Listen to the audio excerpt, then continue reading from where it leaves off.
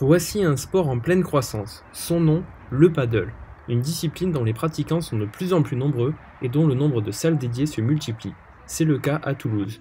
S'il est vrai que la ville rose est une terre historique de paddle, en raison notamment de sa proximité avec l'Espagne, où ce sport est très populaire, le paddle propose des règles simples, idéales pour satisfaire les initiés.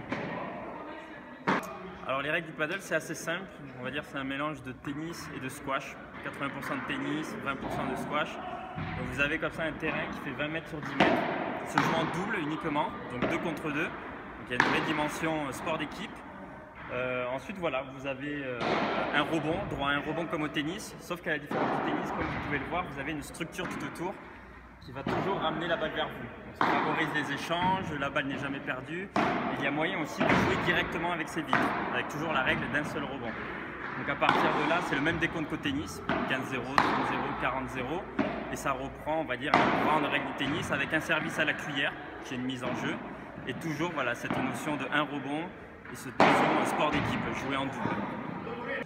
Avec ses raquettes sans cordage et trouées en plusieurs points, le paddle a déjà convaincu bon nombre de pratiquants. Moi à la base je suis pas un joueur de raquettes et je me suis mis au paddle, j'ai trouvé ça bien parce qu'en fait ça nivelle un petit peu les niveaux par rapport au tennis et tout ça, on arrive vite à progresser et comme je fais d'autres sports à côté, ben, c'est pas traumatisant comme sport, donc voilà, puis il y a une bonne ambiance, voilà ce qui me plaît dans le paddle.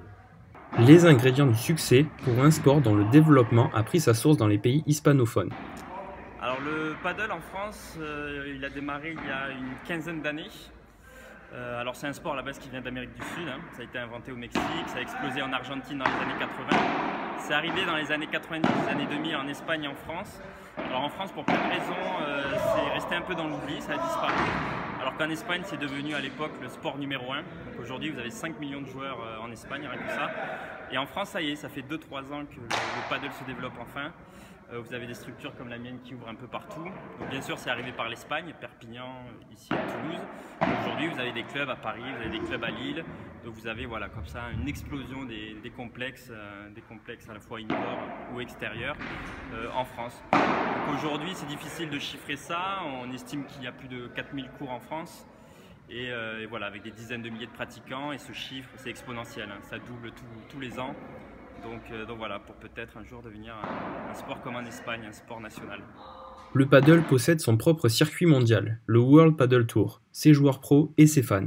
L'un des points d'orgue de la saison est le Estrella Damm Master Final qui se tient chaque année en décembre à Madrid. En France, le paddle est désormais rattaché à la Fédération française de tennis.